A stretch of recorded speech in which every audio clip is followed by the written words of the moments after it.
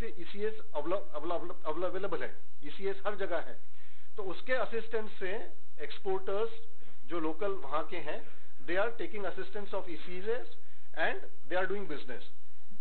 अब मैंने कहा जैसे जब इंटरनेशनल बिजनेस में हम बात करते हो डिस्टेंसेस, आपके डिस्टेंस, आप अगर जैसे बात करें जर्मनी या कुछ कंट्रीज की इन्होंने बात की थी रजत जी ने, चिली हो गया, चेकोस्लोवाकिया हो गया, तो ये तो डिस्टेंस हमें कॉम्प्लिकेट करता है, means distances complicate the transaction, हमें वहां पहुंचना, फर्स्ट ऑफ ऑल तो वहां पहुंचने के लिए दिक्कत होती है। देन डिफरेंट कल्चर्स, वहां के डिफरेंट कल्चर्स हैं, डिफरेंट लॉज हैं, वो हमें अगर जानकारी नहीं हो, हमें तो ऑर्डर किसी ने दे दिया, but whether we will be able to comply that order and whether we will be able to make exports, चलो हमने एक्सपोर्ट्स भी कर दिया, लेकिन वहां की ग्राउंड रियलिटीज हमें पता है, वहां उस कंट्रीज में क्या बेसिक रूल्स एंड रेगुलेशंस हैं, तो वो सारी चीजें भी हमें जाननी चाहिए। हमारे लिए तो वो फॉरेन कंट्री ही है। जब हम एक्सपोर्ट्स की बात करते हैं तो there are various risk. Now these are the list of risk which are involve, like we can talk of commercial risk, country risk, currency risk होती है, carriage risk, then product risk, product आपको कोई product का आपको order आया है, आपने exports किया है, लेकिन क्या वो प्रोडक्ट वहां पर एक्सेप्टेबल है, क्या उनकी जो स्पेसिफिकेशंस, बायर ने स्पेसिफिकेशंस दी है उस स्पेसिफिकेशंस के हिसाब से गया है। Then documentary risk, as far as LC is concern, lot of time the LC discrepancy का रिस्क होता है, because of LC discrepancy the LC opening bank refuses the payment. Then we have agent risk, agents are involved, lot of countries they don't allow direct exports, agents are involved, so whether that agent who is responsible to procure order for you and simultaneously repayment of that export value, तो वो agent risk अगर उसने payment ले लिया और अगर आपको pass on नहीं किया तो ये वाली भी risk involve हो जाती है। So there are various risks involved when we talk of international business. Now when these various risks are involved, in this we are covering, when you take ECGC policy, we are covering two risks, like this commercial risk. This commercial risk is covered on the buyer as well as LC opening bank. What risk, commercial risk we are covering? Insolvency of the buyer. Like if you have made an exports from here और buyer बाद में insolvent हो जाता है, तो जो भी आपकी shipment value है वो ECGC cover करता है। Then second is protected default, willful default by the buyer। यहां से आपका shipment गया, suppose 90 days credit पे गया है, उसने document accept किए हैं, 90 days बाद आपका उसका payment due है, but then he says कि नहीं market यहाँ खराब हो गया या किसी कारणवश उसके पास पैसा नहीं है, and he defaults you। So in that case again ECGC covers that risk, default, willful default of the buyer। Then you see the contract repudiation। If contract repudiation अगर आपके साथ contract किया है और वो fulfill नहीं करता है buyer, ये कब होता है? जब आप DP में shipment करते हैं, documents against payment या cash against documents। When you ship the goods and the goods is lying in their port, the buyer will get the documents only once he makes the payment in the buyer's bank। But if he doesn't make the payment, he says कि नहीं आप जब यहाँ पर demand नहीं है, अभी मैं ये माल उठा नहीं सकता हूँ, I cannot take the documents।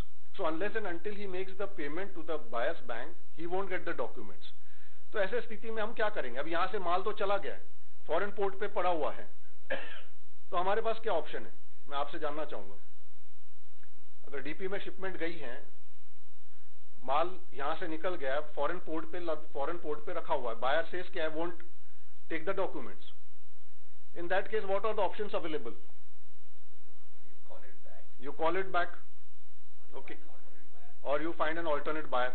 ये दो options हैं आपके पास में।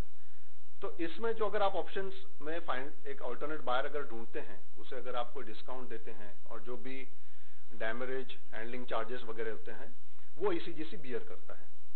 Okay, that entire cost is being paid by ECGC। And if you suppose you don't find an alternate buyer and if you re-import the goods, like साडा जी said कि अगर हम वापस मंगाते हैं तो जो भी इसमें कॉस्टिंग होती है वो एंटायर कॉस्टिंग ECGC बियर करता है। So these are the commercial risks which are getting covered under the policy। When we talk of political risk, like if your shipment has taken place, आपका यहाँ से shipment चला गया वहां, और वहां पर फिर वॉर हो गया, सिविल वॉर हो गया, उसके चलते आपका पेमेंट नहीं आ रहा है, then delay in transfer payment, buyer ने अपनी लोकल करेंसी में वहां पर जमा कर दिया पैसा, बट उस कंट्री के पास फॉरेन एक्सचेंज नहीं है, वो पैसा ट्रांसफर नहीं कर रही है, तो ये अगर हमें प्रूफ मिल जाता है कि buyer has deposited it amount in his local currency and in your if your payment doesn't come, then ECGC takes give you cover under political risk. Then import restrictions. Suppose if you have made shipment, उस समय import नहीं, उस commodity पे वहां पर import restrictions नहीं थे, लेकिन shipment होने के बाद में वहां पर import restrictions आ गए, इसके चलते आपका पैसा नहीं आता है, तो वो भी फिर ECGC इस political risk में cover करती है. Then shipment diversion, अगर आपका shipment किसी कारणवश divert हो गया है, उसमें additional cost आ गई है, जो आपके लिए भी एक्स्ट्रा कॉस्ट है, बायर के लिए भी एक्स्ट्रा कॉस्ट है, which he both of you doesn't want to take upon. So in such situations where there is additional cost due to shipment diversion, that additional cost is being borne by ECGC. So there are various political risks also which are covered under ECGC policy. Now I'll tell you what are the risks which we are not covering, like commercial dispute. अगर कोई dispute होता है, commercial dispute, quality dispute अगर कोई buyer raise करता है, then it doesn't get covered under policy. Then buyer's failure to obtain import license before importing, if he doesn't have import license and he has placed you an order, और आप यहाँ से माल भेज देते हैं, लेकिन उसके पास import license ही नहीं है, तो country won't allow that goods to enter into that market या into that country. So we won't be covering that. Then insolvency default of agents, if agents are involved, अगर वो पेमेंट के लिए जिम्मेदार हैं, तो वो रिस्क ECGC कवर नहीं करता है. Then risk covered by general insurance, general आपका जो भी यहाँ से माल जाता है जो जनरल इंश्योरेंस कवर करता है वो है. Exchange rate fluctuation, exchange rate fluctuation is not covered by ECGC. And if any failure of fulfil terms of contract, अगर एक्सपोर्टर को कॉन्ट्रैक्ट में जो चीजें मेंशन की हैं एंड उसके हिसाब से अगर एक्सपोर्ट्स नहीं होता है और बायर बाद में कुछ कारणवश पेमेंट नहीं करता है, so in that case also ECGC doesn't cover that. Now basic two pillars of ECGC, like if we give you policy, लेकिन अभी जैसे मैंने कहा कि आप EPC की मदद से आप बाहर चले गए, आपको फेस टू फेस बायर से बात हो गई, ठीक है, but do you know the credit worthiness of the buyer. कल को एक बायर ने आपको, चलिए मान लीजिए 50 lakhs की ऑर्डर दी है, so whether he is capable to make you payment of 50 lakhs. आप यहाँ तो एक्सपोर्ट्स, अभी हाल ही में हमने रायपुर में एक प्रोग्राम किया था एक्सपोर्टर्स के लिए, तो उन्होंने कहा कि भाई बायर हमें ऑर्डर प्लेस कर देता है, हम लोग 5 लाख का इन्वेस्टमेंट करते हैं, पूरा प्रोडक्ट हम लोग, हमारी जो प्रोसेस है मैन्युफैक्चरिंग की वो हम लोग स्टार्ट हम कर चुके हैं, बट 3-4 दिन बाद बायर हमें कहता है कि भाई ये मुझे अभी चाहिए नहीं. तो they wanted a cover for this pre shipment risk.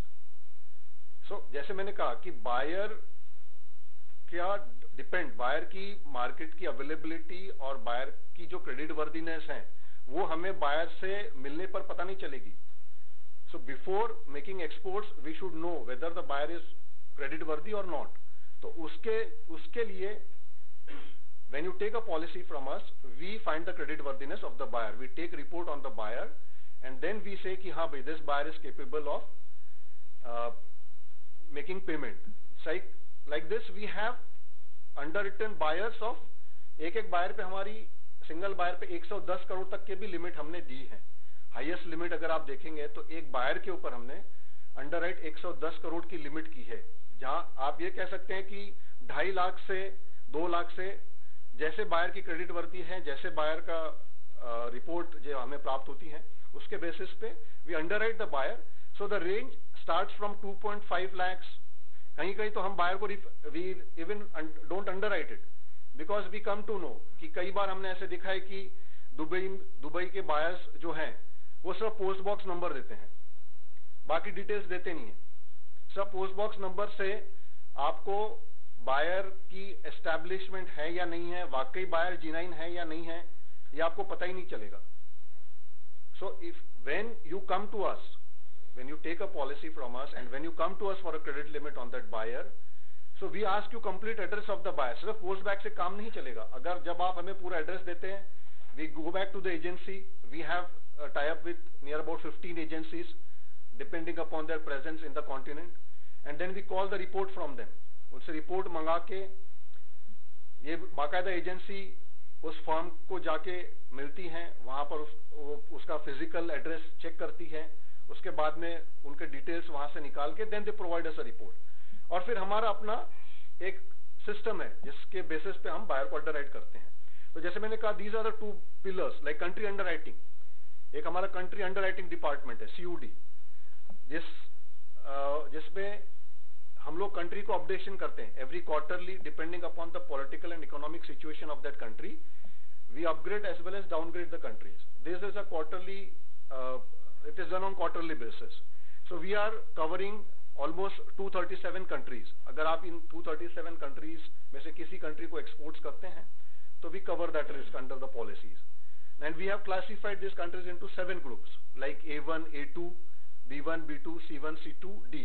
A1 countries में यूरोप, USA और यूरोप और जो भी मेजर यूरोपियन कंट्रीज है, all these countries fall under A1 category.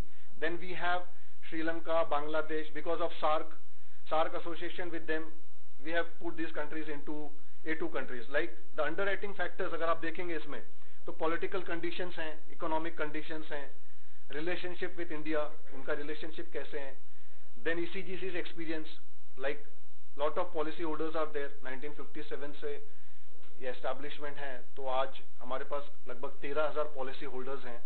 तो उनकी एक्सपीरियंस जो हमें उनका डिक्लेरेशन आता है, उसके बेसिस पे हम लोग अपना एक डाटाबेस बना हुआ है, और क्लेम प्रीमियम रेशियो के बेसिस पे और दूसरी कंट्रीज जो दूसरे फैक्टर्स हैं उसके बेसिस पे कंट्री की अपग्रेडेशन और डिग्रेडेशन होती है.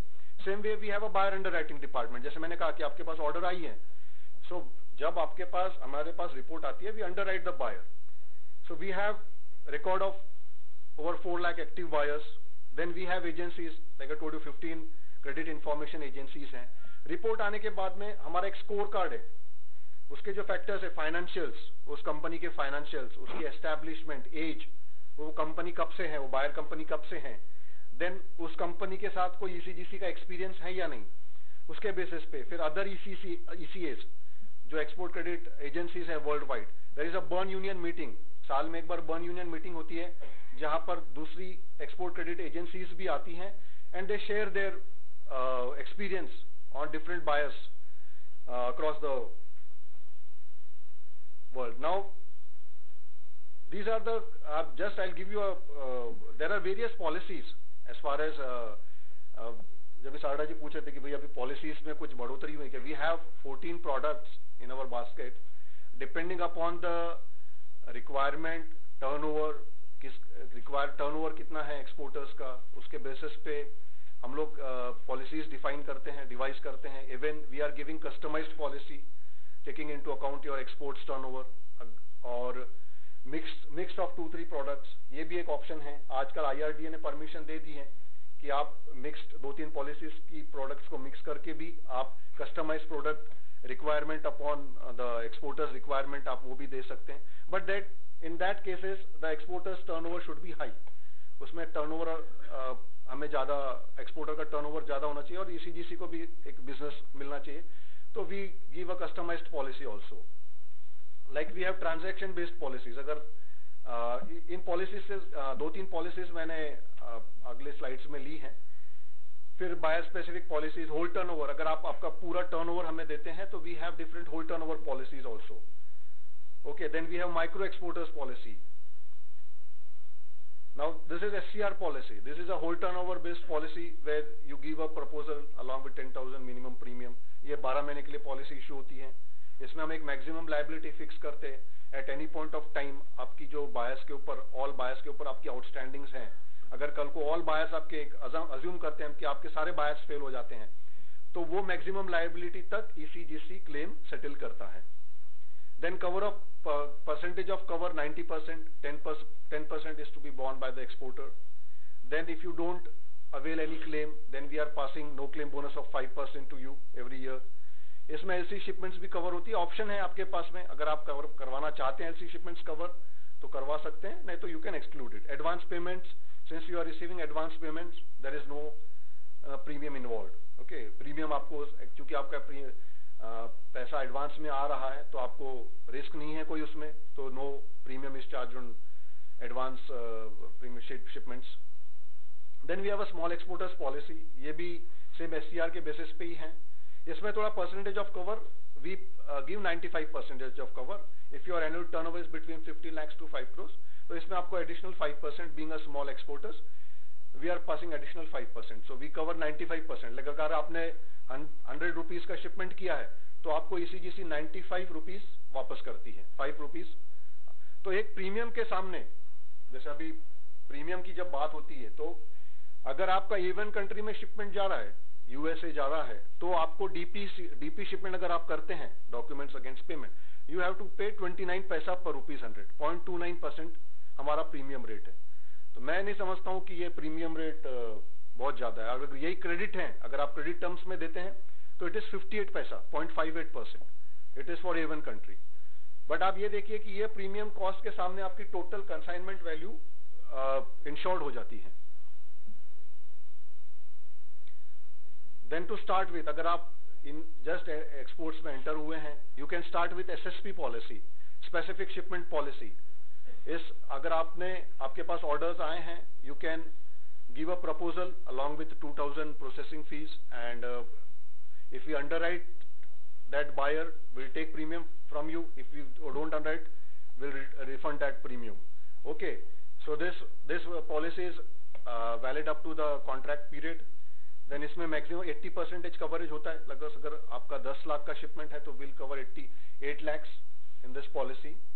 Even LC shipments are also covered under this policy. So we have, if you feel like if there are a few members who will be starting their exports, and if you can start with SSP policy. अगर आपके पास अभी जब से हमने यहाँ पर 2-3 meetings की हैं, उसके बाद में काफी सारे एक्सपोर्टर्स हमारे ऑफिस में आए हैं.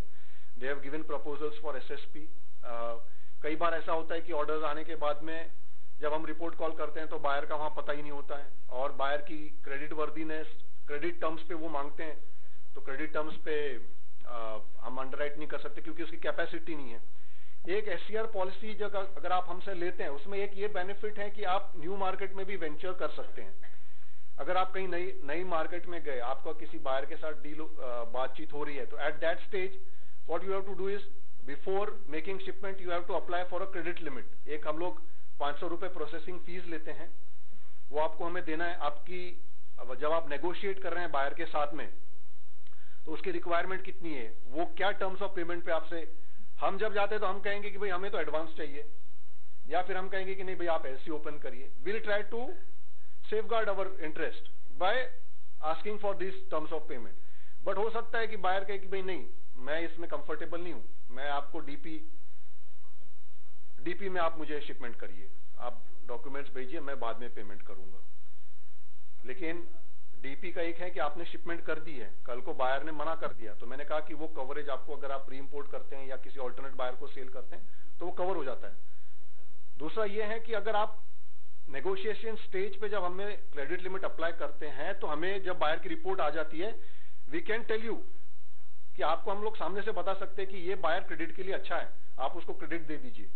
तो नेगोशिएशन स्टेज पे भी आप बायर के साथ जब बातचीत चल रही है, तो अगर आप क्रेडिट लिमिट अप्लाई करते हैं, तो आपके पास में फर्स्ट हैंड रिपोर्ट बायर की होती है. रिपोर्ट हम आपसे शेयर नहीं करते, but we can tell you कि this buyer is credit worthy of this much amount. So ये एक प्लस पॉइंट है आपके लिए. या we give a credit limit approval to you. We give a writing a credit limit approval to you, which is valid for a period of 12 months. जैसे आपने एक shipment कर दी, उसके ऊपर आपका पेमेंट आ गया है, again that another shipment, it gets covered under that credit limit. So this credit limit is valid for a period of 12 months. तो जब तक आपका गैप नहीं होता है 2 शिपमेंट के बीच में 12 महीने का, तो ये क्रेडिट लिमिट वैलिड होती है. It is on revolving basis.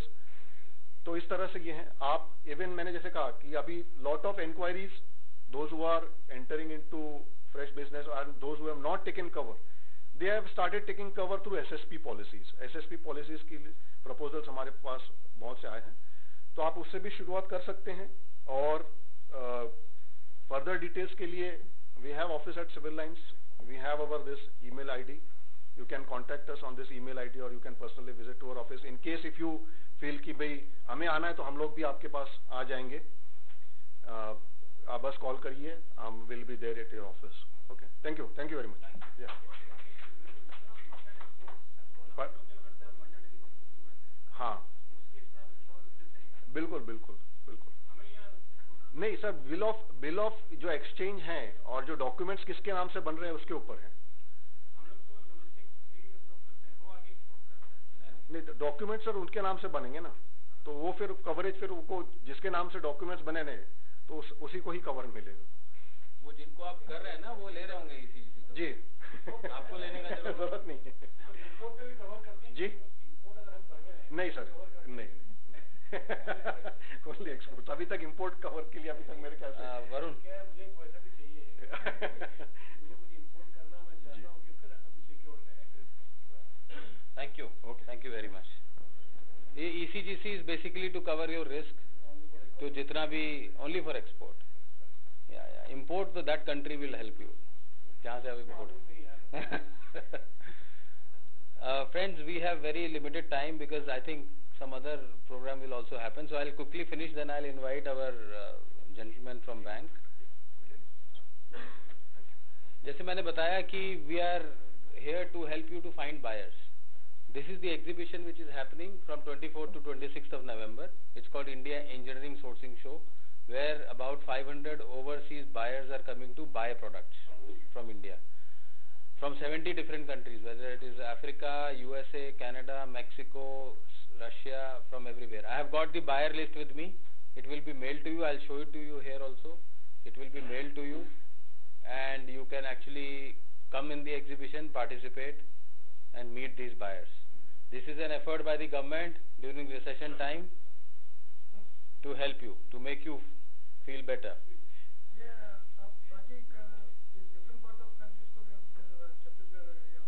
It is an all India event.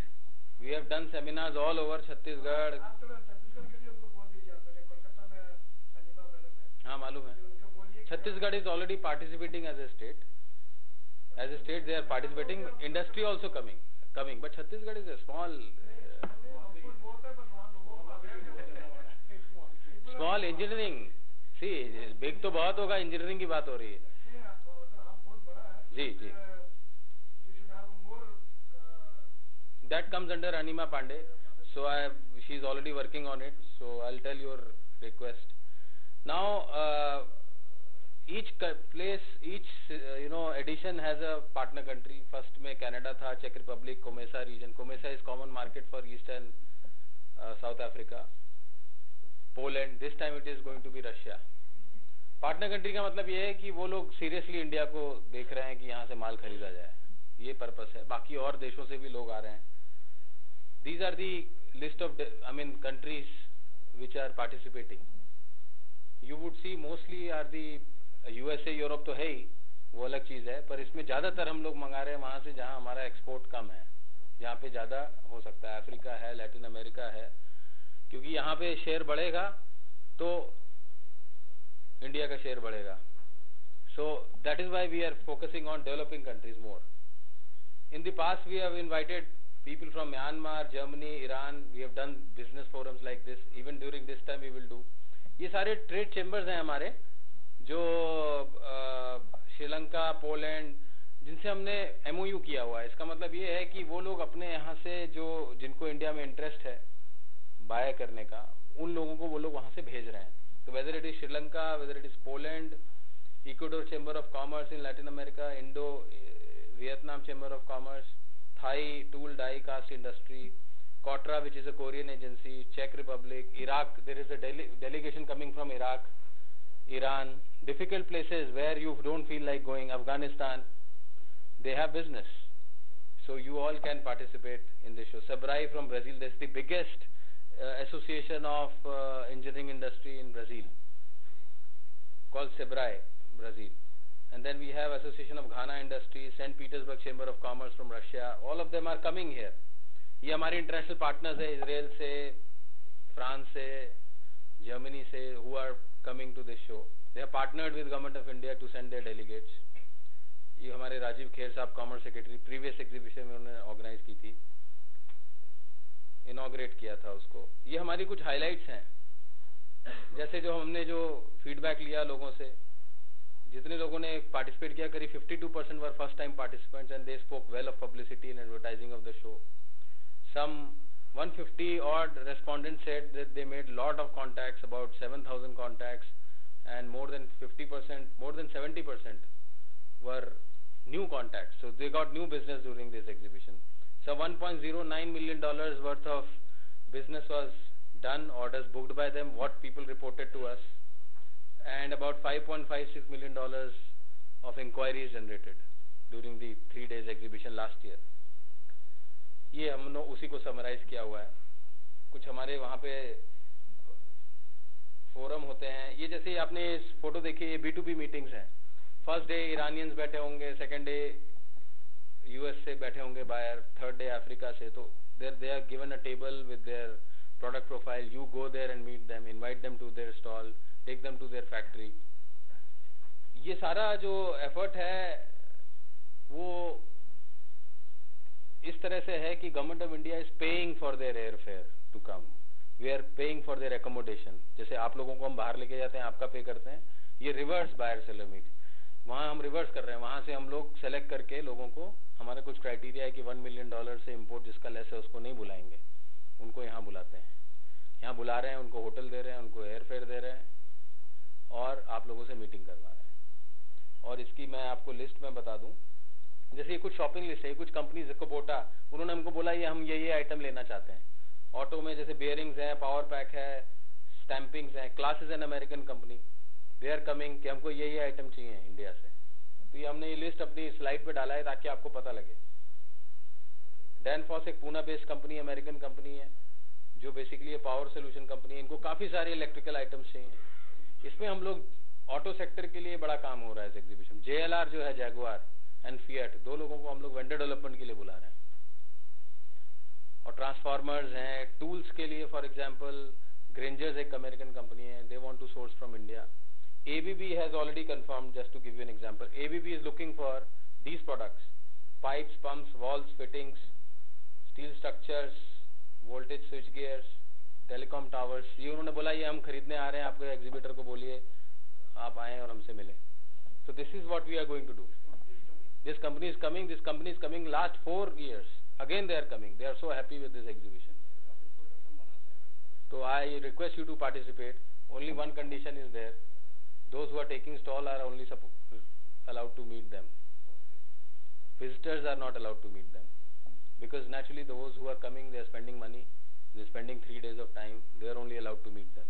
I request if you want to meet them, their purchase heads are coming to discuss these things with you.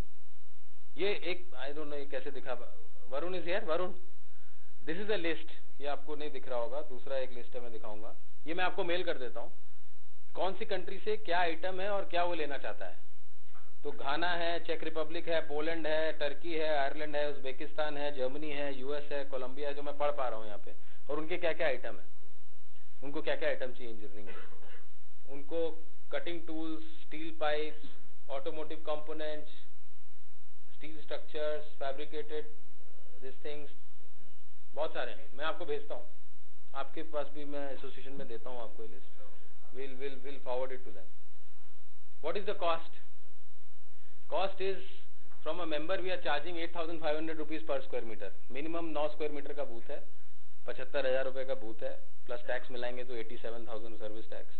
87,000 rupees में आप 500 लोगों से, overseas, domestic के जो आएंगे वो अलग है, 70 कंट्रीज के डेलीगेट से मिलेंगे। 3 दिन का time, paisa is not important, we need your 3 days of investment. And not only this, we are also, in order to promote, Government of India has declared that anybody who is registering as an exhibitor, we will pay 1 air ticket also for 1 person, up to 10,000 rupees from Nagpur, Bombay and return. So this is what government wants to promote, and people especially from places like Nagpur, Ludhiana, Coimbatore, other small places, Bhopal, Raipur, they want to encourage them to come here because लोग निकलते नहीं, जब बाहर आ रहा है तो आना चाहिए। तो आपका ट्रैवल कॉस्ट कवर हो रहा है। ये बूथ की कॉस्ट करीब 87,000 रुपीज है मिनिमम, उसमें ट्रैवल कॉस्ट मतलब अलग से आपको मिलेगा। और वैसे तो एक्चुअल कॉस्ट देखा जाए तो 1,30,000 रुपये पड़ता है, पर चूंकि MAI ग्रांट के अंदर जो मैंने